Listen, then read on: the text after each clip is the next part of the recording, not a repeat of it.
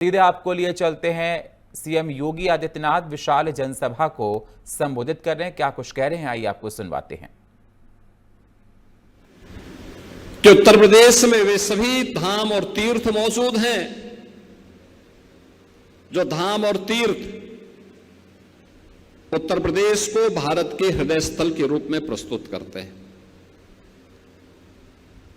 लोगों ने कितना भी दुष्प्रचार क्यों न किया हो, लेकिन जब जीवन की मर्यादा की बात आती है, हर व्यक्ति श्री राम की ओर और अयोध्या धाम की ओर देखता है। जब भी जीवन की जीवंतता की बात आती है और जीवन क्या है, उस जीवन के उन रहस्यों के बारे में जानकारी देने की बात आती है और उसको जानने की बात आती है, तो लोग अविनाशी काशी की ओर देखते हैं।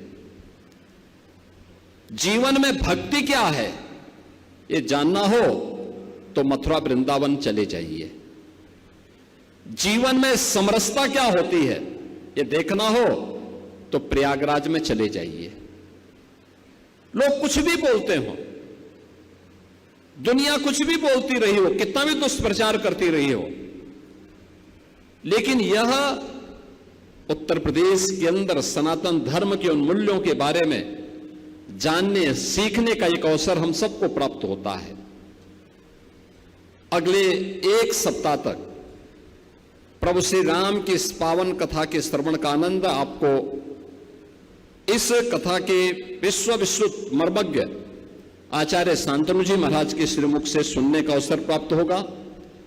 मैं इस आयोजन के लिए आयोजन समिति से जुड़े हुए जो पदाधिकारी हैं, जो यजमानगण हैं, उन सबको धन्यवाद देता हूं।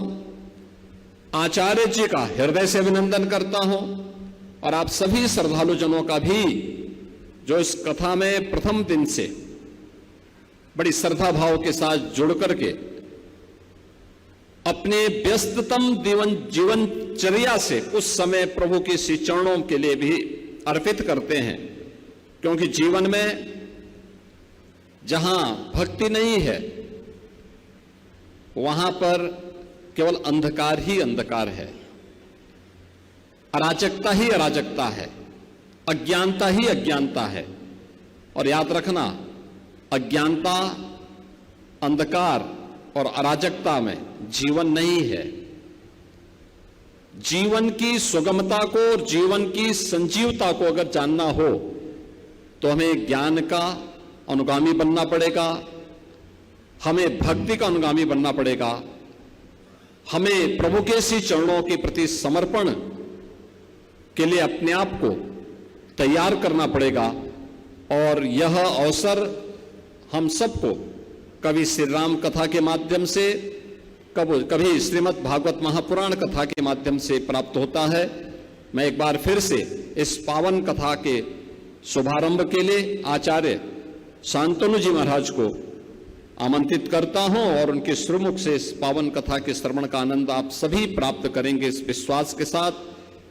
साप्ताहिक श्री राम कथा के प्रति अपनी शुभकामनाएं देते हुए गुरु पूर्णिमा के दिन फिर से इस कार्यक्रम के अवसर पर आने का अवसर प्राप्त होगा। इस अवसर पर आप सबके प्रति, इस पूरी पावन कथा के प्रति अपनी मंगलमय शुभकामनाएं भी देते हुए अपनी वाणी को यहीं पे विराम देता हूं। जय जय श्री राम।